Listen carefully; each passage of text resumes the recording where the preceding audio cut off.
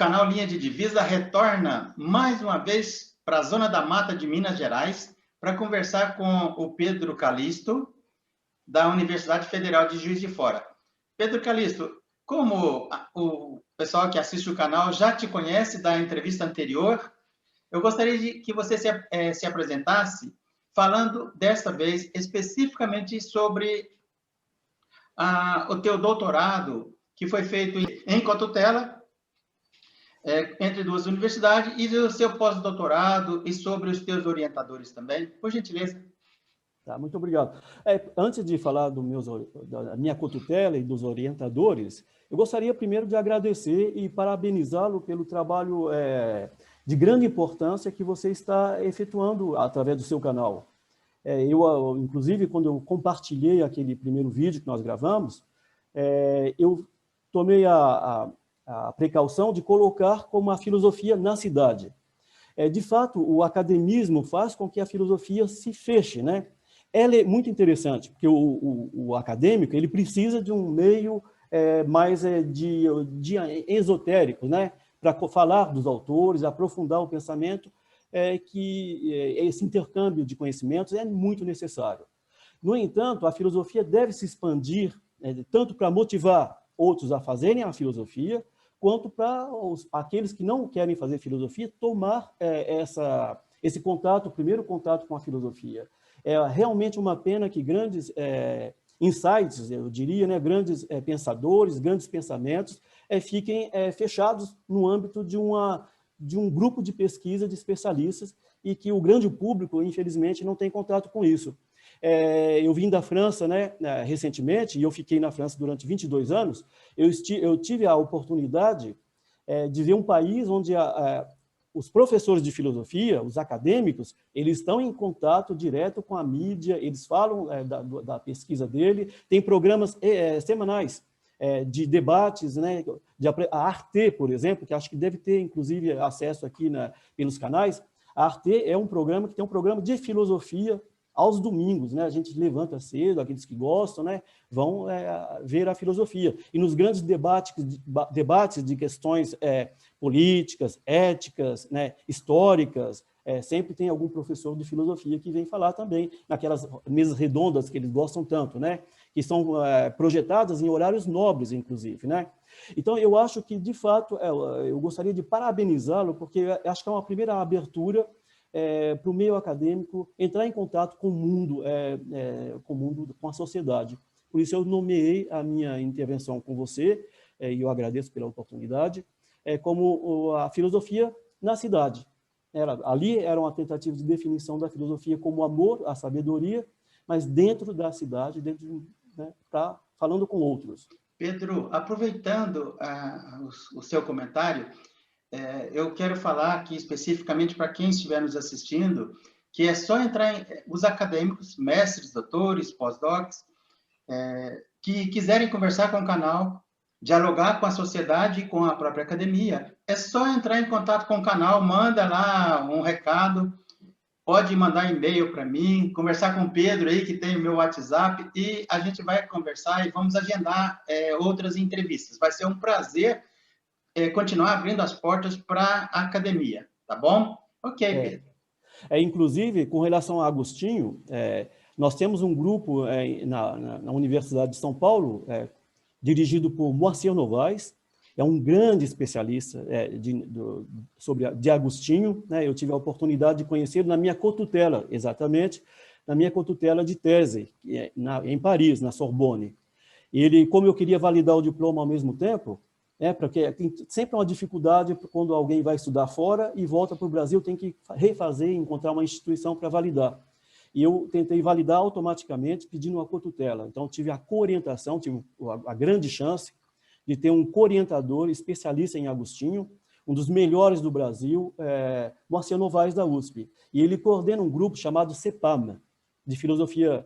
Ele é um dos fundadores desse grupo, inclusive com Alfredo Storck, da Federal do Rio Grande do Sul. Eles fundaram esse grupo de estudo de filosofia medieval, recepção da filosofia antiga, onde é uma grande excelência. O trabalho se faz a nível de grande excelência. tá? Se eles não, talvez não falem, mas a gente desconhece, mas eles são os grandes especialistas, de Agostinho, por exemplo, né? Moacir Novaes, eu penso em particular também a Marco Luiz, da PUC, de São Paulo, eu penso na Federal do ABC e a Cristiane Negreiros, né? Grande especialista de Agostinho e grande amiga também. Pedro, então vou aproveitar mais uma vez a tua abertura e eu gostaria muito, o canal Linha de Divisa tem uma playlist específica sobre Agostinho de Hipona. Eu tenho conversado com pensadores que trazem múltiplas visões sobre vida e obra, e pensamento, e filosofia do Agostinho de Hipona. Eu gostaria de entrevistar todos os participantes dos 2 grupos que você citou, e, mais uma vez, é só entrar em contato, pode entrar em contato com você pelo teu WhatsApp, ou você pode passar o meu WhatsApp para todos eles, eu gostaria de entrevistá-los. Fica aqui o convite, tá bom? Tá ótimo, muito bem. Ok, e nós vamos conversar especificamente sobre, hoje...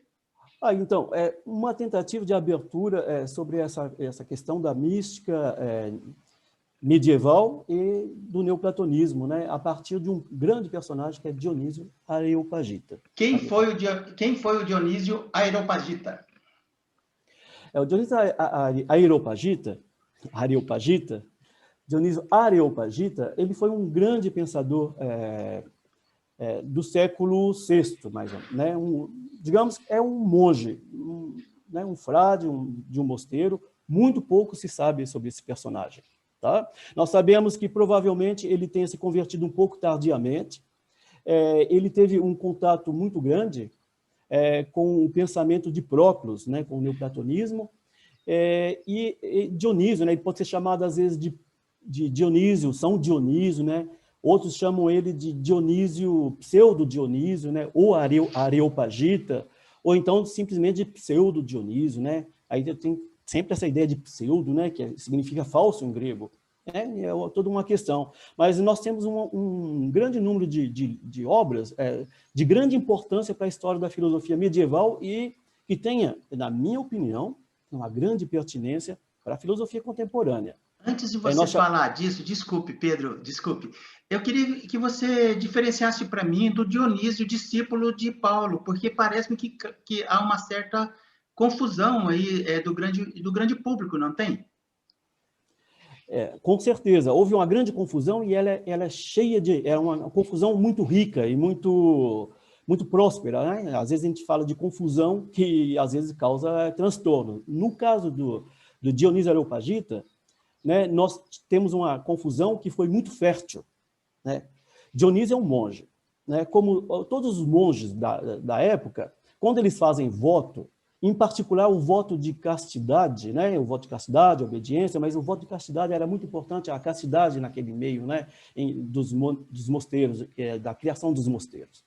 Então, Dionísio, ele recebeu, né, uma vez que ele fez os votos, ele recebeu o nome de um santo. Isso é muito comum, até hoje, algumas ordens mantêm essa tradição, que é milenar, tá? A gente dá o nome de um santo. Obviamente que quando esse segundo nome, o nosso primeiro nome é sempre um nome por acaso, ninguém sabe qual o sentido, a gente tenta ver o sentido do nome. No caso do Dionísio Areopagita, é um nome cheio de sentido. O sentido dele é o seguinte, a associação com o Dionísio, aquele Dionísio que foi convertido por Paulo, justamente no Areópago, tá? Areópago, né? Onde ele tentou pregar o Deus desconhecido. Essa confusão que houve entre o corpus areopagicum, né? Esse corpus areopagicum foi confundido, desse autor, do século V, foi confundido com um discípulo, quase discípulo, né? Discípulo de Paulo, mas quase apóstolo, e durante muito tempo, mais de 1000 anos, tá? Muito mais de 1000 anos, né? 1500 anos. Houve uma grande confusão. Agora, você fala, essa confusão ela tem uma consequência muito grande. Por quê? Porque os escritos, que nós chamamos de corpus areopagicum, né? Esse corpus do Areopagita, ele teve uma autoridade quase apostólica. E nós sabemos que A autoridade nunca foi um obstáculo para a filosofia na Idade Média, mas ela sempre foi um lugar em que eu vou meditar. Quer dizer, a autoridade, ela não é um obstáculo para o filosofar. Por quê? Porque eu posso jogar com autoridades, eles não pegam as letras como sendo mortas, né? Eles tentam interpretar, eles pegam autoridades da Bíblia, autoridades dos padres da igreja, e aqui Dionísio Areopagita tem, de fato, uma grande autoridade. Então, nas grandes questões elaboradas durante a Idade Média, ele foi assim, um autor que foi lido, foi comentado. Inclusive, ele foi lido por Tomás de Aquino, que é um grande pensador, teólogo, filósofo, estudado, mas ele comentou os tratados dos nomes divinos de Dionísio Areopagita. Então, esse Dionísio Areopagita, que esse monge do século VI, ele foi identificado durante muito tempo, né, digamos, mais de 1000 anos, 1500 anos. Digamos que, então, esse monge, né, do século VI, ele foi confundido, né, foi uma confusão muito fértil em ideias, porque ele foi confundido com um discípulo de Paulo, e essa confusão vai dar às obras de Dionísio Areopagita um caráter quase que de autoridade apostólica.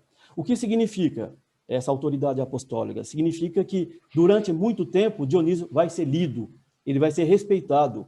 Então, não quer dizer que nós vamos ter simplesmente se submeter à autoridade de Dionísio Areopagita, mas nós temos que lê-lo e ver qual é a importância desse grande autor.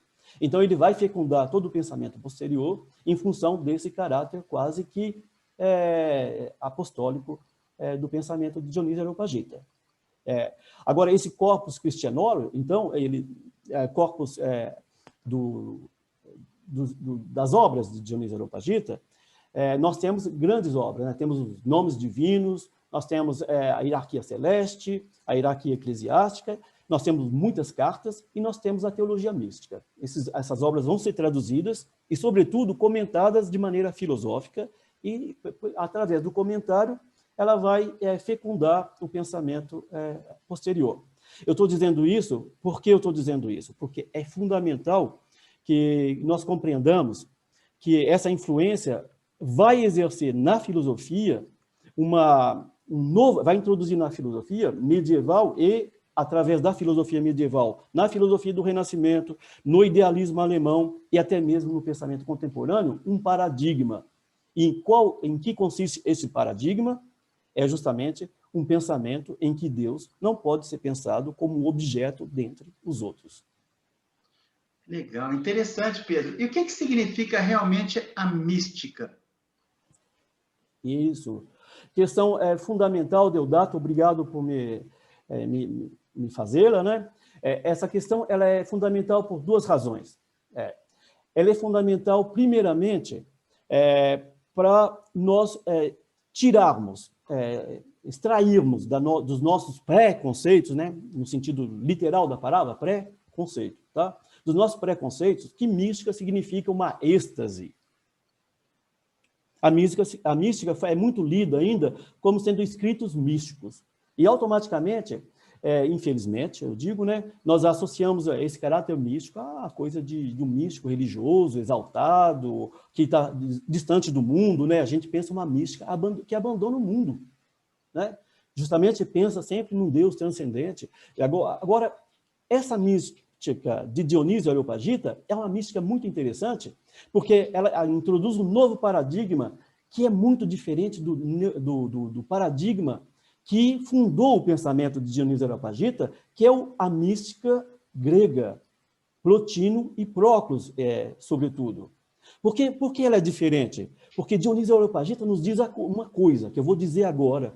Ele diz o seguinte: todo movimento em direção à divindade, que é esse movimento que nós chamamos de mística, que implica, obviamente, um momento da racionalidade, ele tende a uma transcendência ao absoluto que está além da própria racionalidade. Pedro, desculpa. Vamos pontuar essa questão, pelo menos assim, na minha interpretação, que possivelmente está equivocada, a mística seria irracional. Fale um pouquinho sobre isso para mim. Não é irracional? Então, exatamente, ela usa da racionalidade em vista de uma transracionalidade.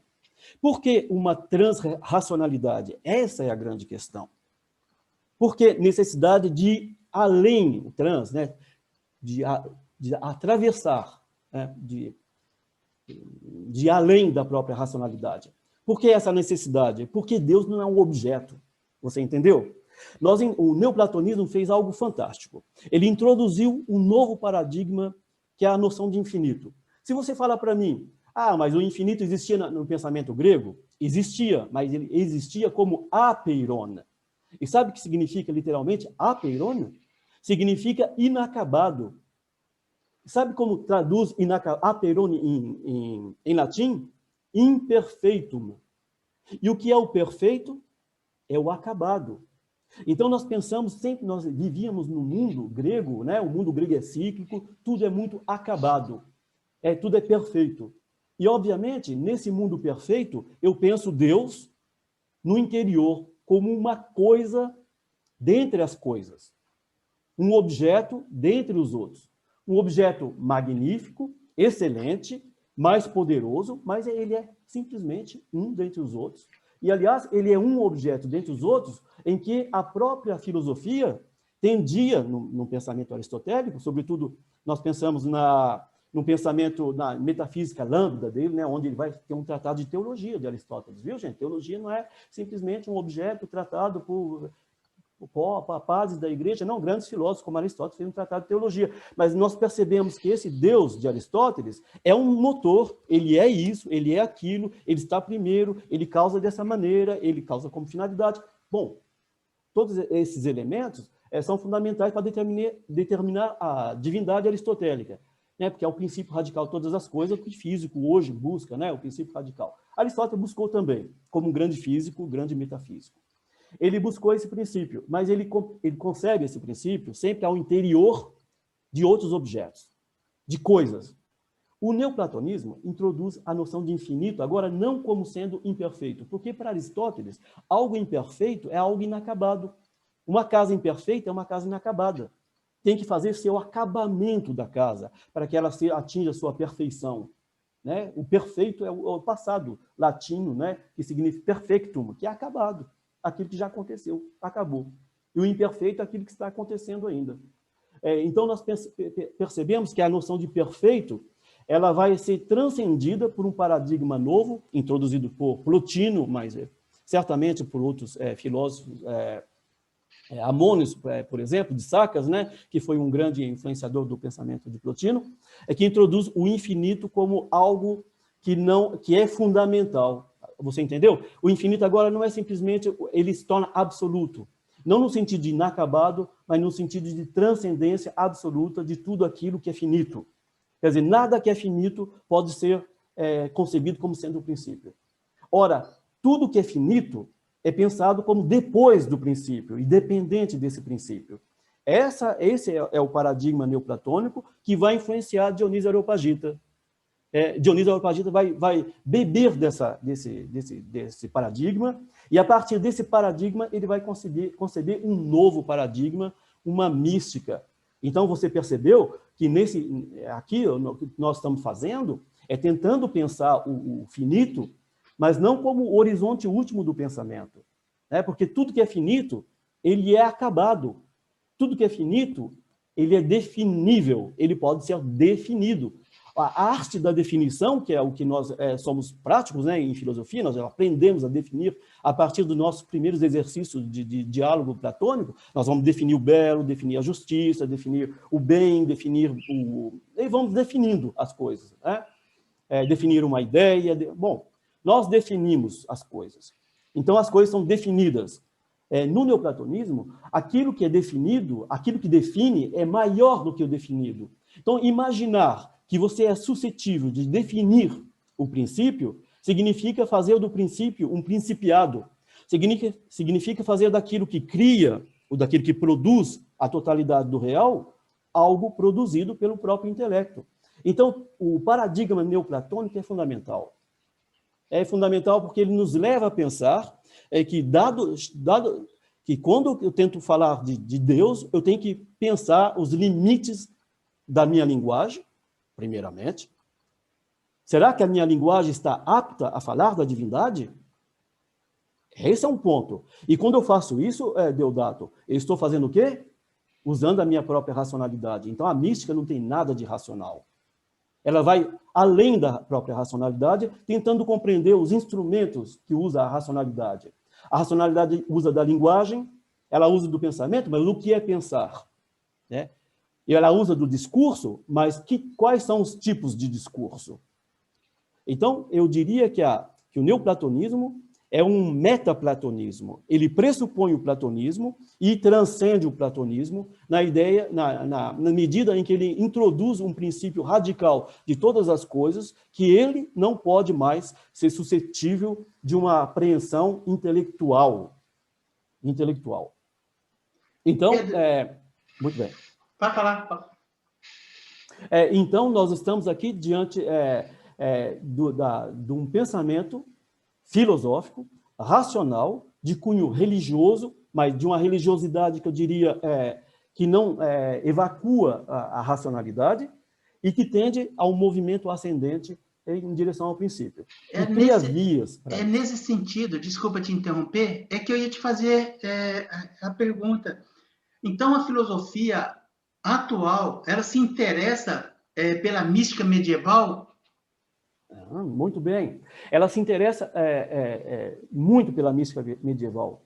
Eu fiz meu doutorado sobre quando eu digo, eu quase nem digo o tema, que eu falo que eu sou especialista de mística medieval. Se eu falar medieval, obviamente, todo mundo pensa, bom, as trevas, né? Até para alunos que estudaram filosofia medieval, ainda tem esse preconceito, né? A idade das trevas. Infelizmente, a filosofia veiculou essa ideia. Eu vou tentar até compreender porque, justamente, o fato de ter veiculado essa ideia das trevas é sintomático da nossa maneira de ver o mundo.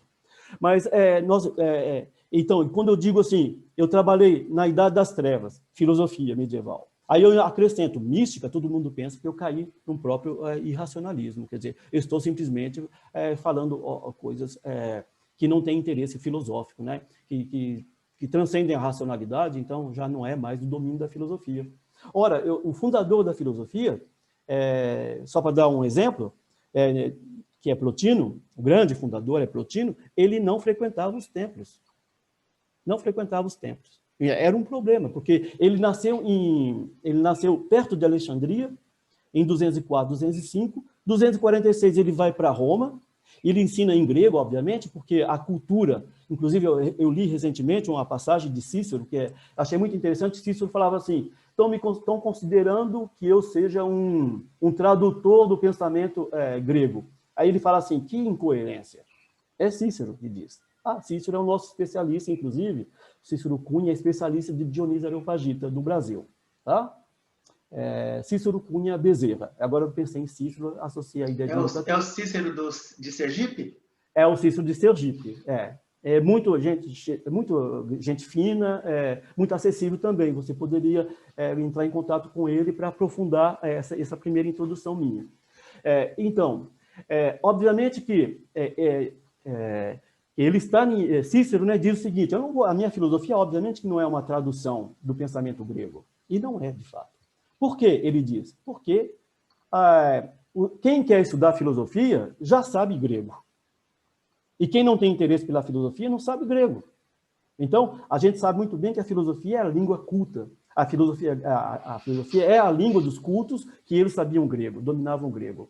A prova é que Plotino, em 246, quando ele chega a Roma, ele vai dar aula em grego. Ele é acompanhado de um discípulo também que nasceu perto do Líbano, né, Porfírio, que transmitiu toda a obra dele, fundamental, que escreveu as obras dele, que pegou as notas de Plotino e redigiu e escreveu as obras de Plotino, e colocou uma ordem, digamos, nos tratados dele, né, que a gente chama de Enedas, de 3 em 3, numa espécie de novena, né, onde a tríade é muito importante para o neoplatonismo. A gente pode entrar depois, se a gente quiser aprofundar um pouco mais isso.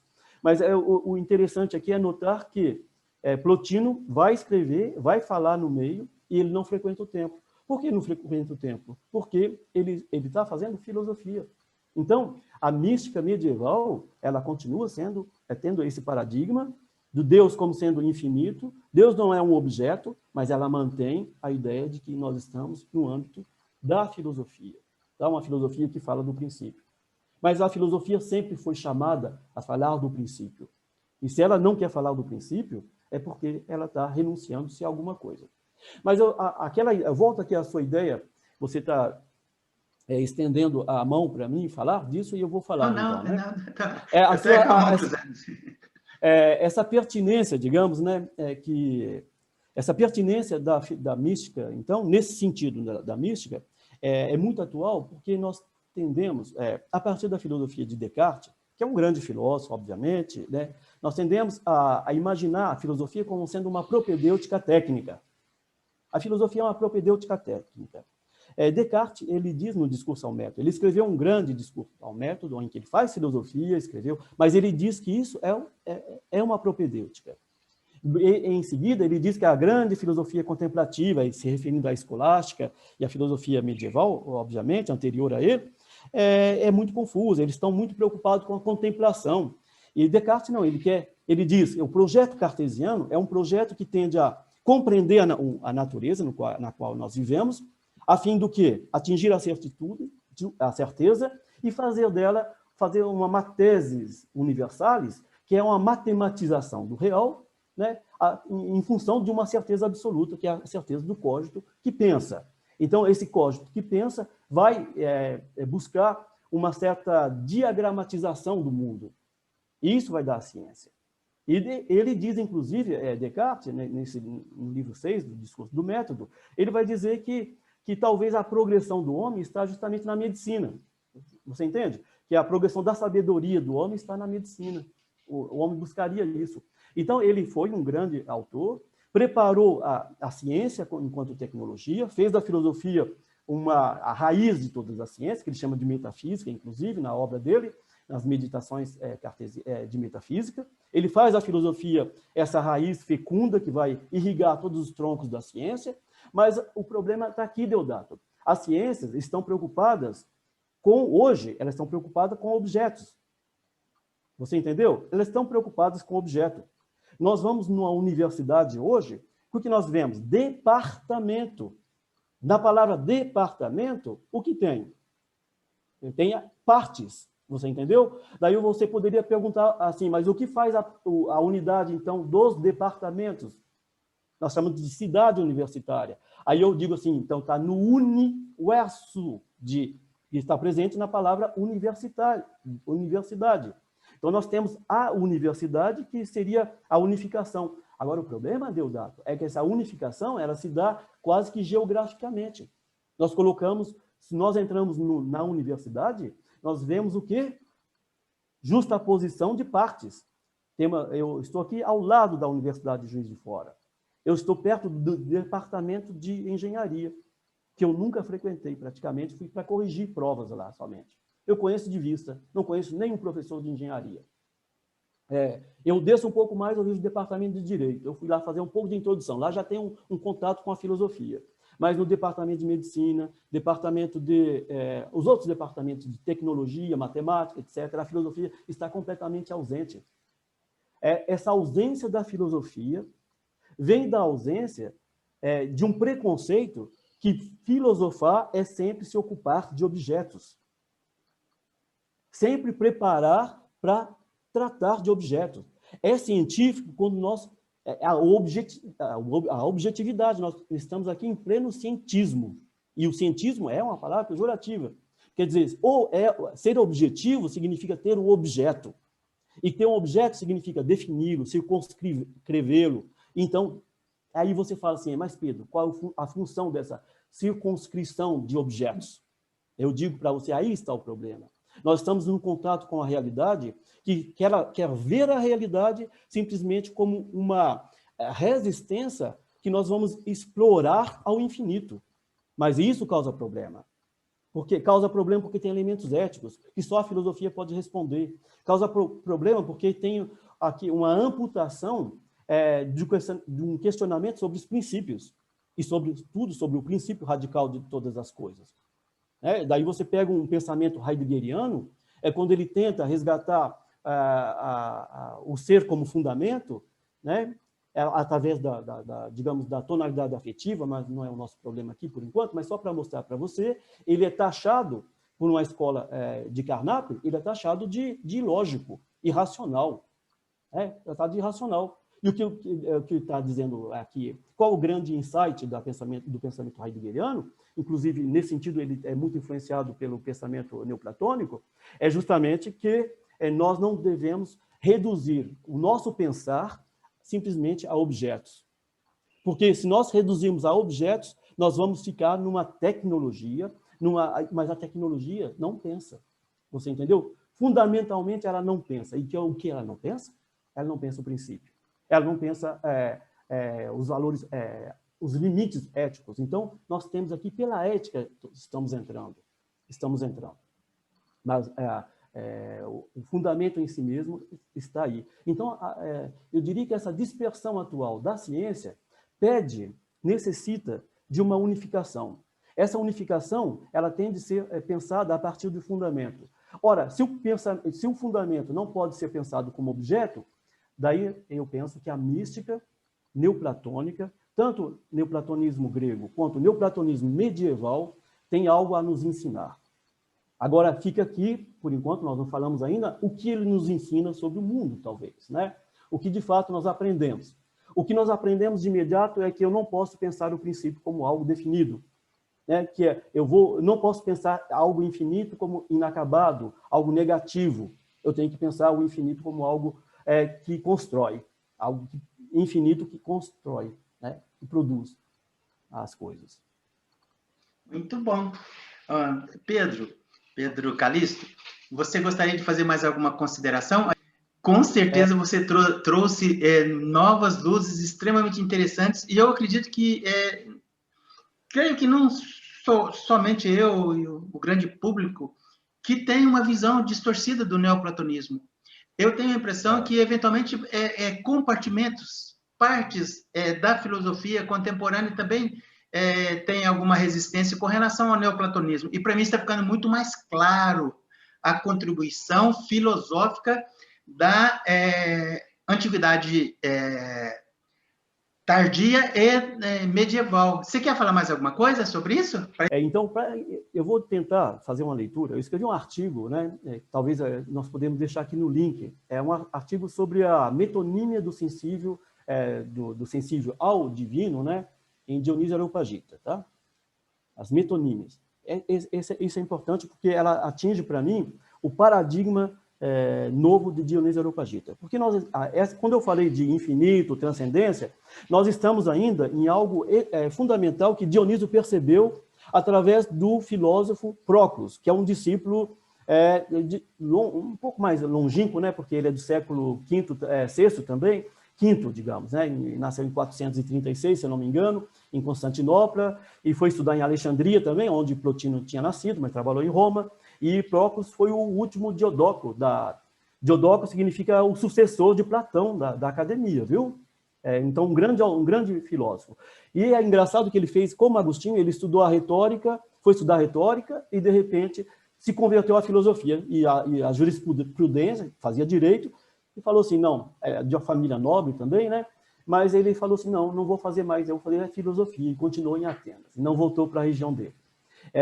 Esse autor, ele influenciou Dionísio Areopagita diretamente, porque duas coisas, uma, ou Dionísio Areopagita frequentou Proclus, nós não temos certeza absoluta, porque nos falta muito dado biográfico, né, da vida de Dionísio Areopagita.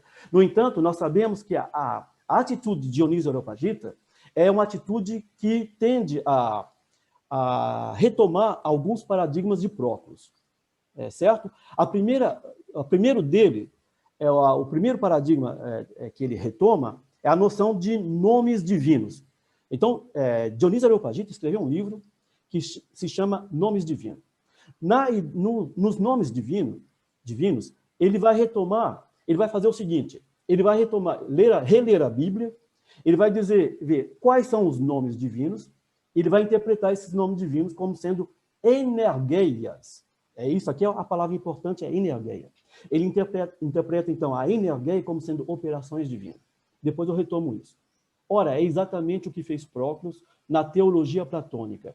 Ele retoma, ele está vendo que toda aquela cultura antiga, né, ele está em Atenas, toda aquela cultura antiga está se perdendo, ele vai retomar a mitologia grega e vai interpretar os nomes de Deus, dos deuses gregos, como sendo não a divindade, mas sim as energias, digamos, né, da unidade. Entendeu? Que vai produzir agora o mundo das ideias de Platão, porque o mundo das ideias de Platão, que é o mundo dos seres, é um mundo múltiplo. Então, nós temos que transcender, ir além desse mundo para atingir a própria divindade. Então, eu não posso nem pensar Deus como sendo uma ideia. Ele vai fazer, então, essa leitura dos nomes divinos, Dionísio Areopagita retoma. Aí você poderia falar assim, uma palavra bem feia, que às vezes é muito usada, porque existe uma incompreensão de Dionísio Areopagita. Então, eles falam assim, Dionísio Areopagita é um simples pastiche, de uma cópia, digamos, uma cópia ainda resumida, né, de Proclus.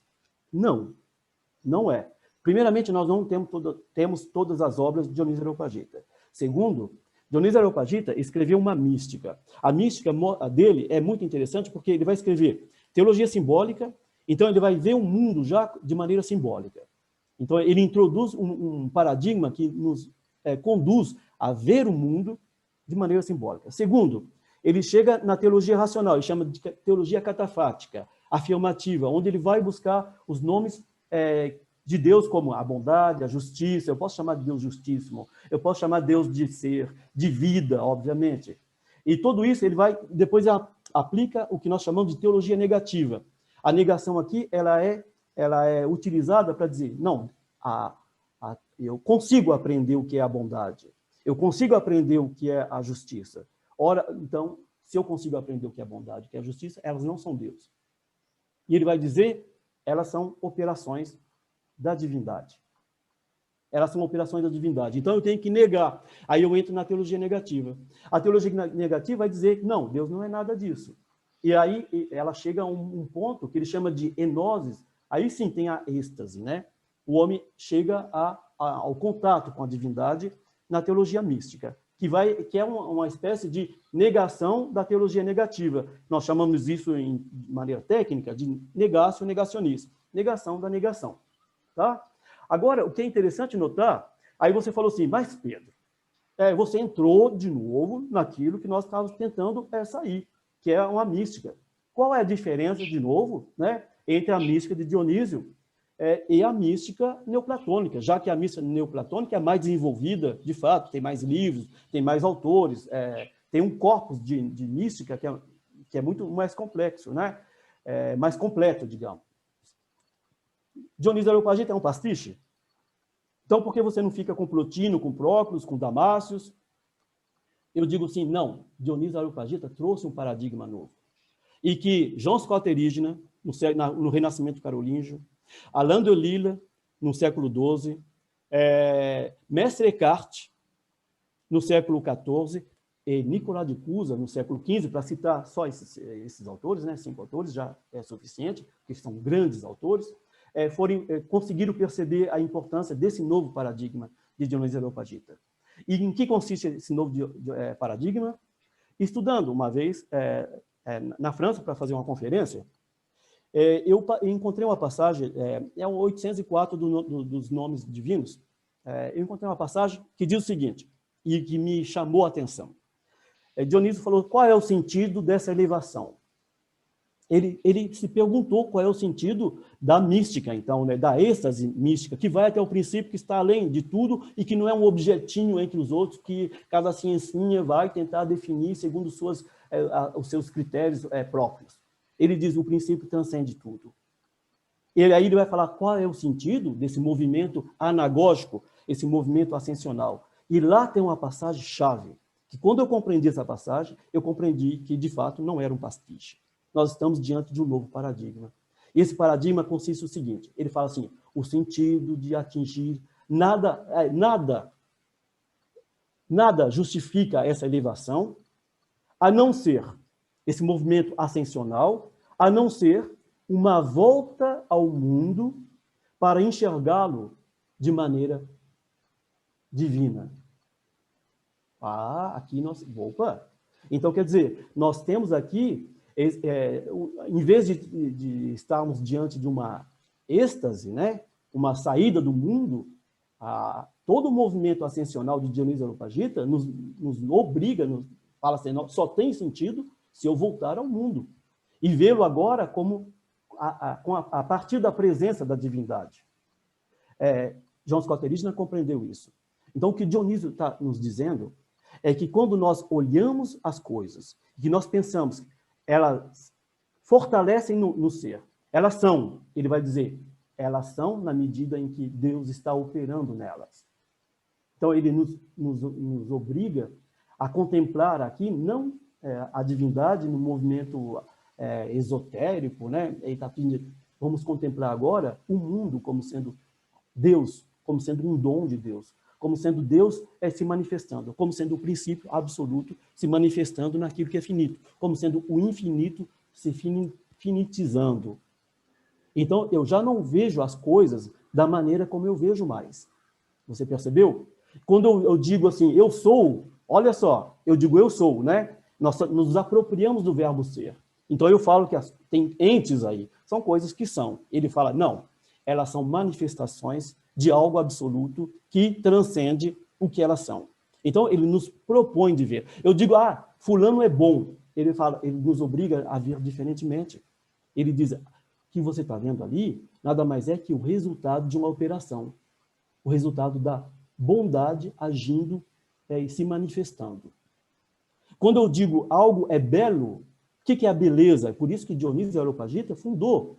A primeira abadia gótica tem o nome de São Dionísio, e ela foi construída por Sugério, né? E Sugério, o que ele queria nada mais que transpor o paradigma neoplatônico através de Dionísio Areopagita na arquitetura da Igreja Gótica. E ele consegue fazer isso.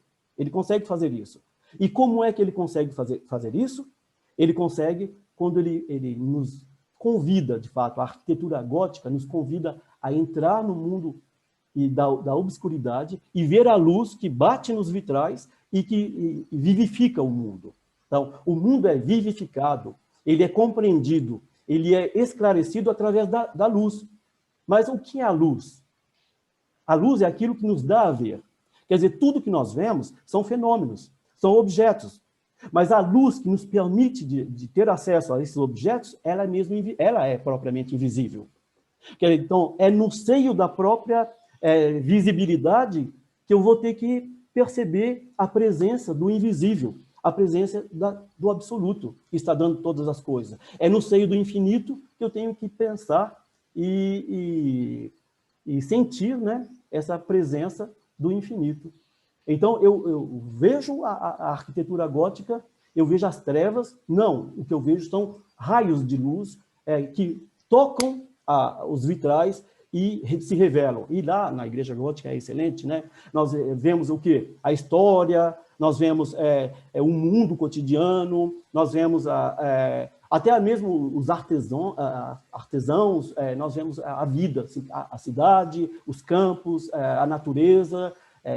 Então, é Deus se revelando. Então, nós percebemos o quanto essa mística nos convida não a sair do mundo. Então, o grande místico medieval, ele é mais ou menos como os grandes alpinistas que nós temos, alpinista não, mas escaladores que nós temos, essa arte da escalada que é muito presente aqui na região da mata. Eu digo, um escalador, todo o processo ascensional que chega diante de uma montanha, ele precisa de uma técnica, né? No caso do místico, é a própria racionalidade, a compreensão do mundo, a compreensão da filosofia. Por isso, eles necessitam de um conhecimento muito aprofundado de Platão, assim como o escalador tem que ter um conhecimento da pedra, né? E dos meios, dos instrumentos para poder se elevar. Mas se elevando, quando ele chega ao topo dessa elevação, tanto o filósofo, o místico, né? Filósofo místico, quanto o filósofo, quanto o escalador, o que ele faz? Ele vai olhar, ele vai contemplar o panorama. Ele contemplando esse panorama, ele não vai ver mais objetos. O que ele vai ver vai ser o horizonte, a abertura de um horizonte. Então, esse horizonte que se abre quando nós saímos dos objetos e tentamos ver o infinito é a proposição da mística medieval de Dionísio Areopagita, que vai influenciar João Scott Erigena, Alain de Lille, Nicolas de Cusa e Mestre Eckhart.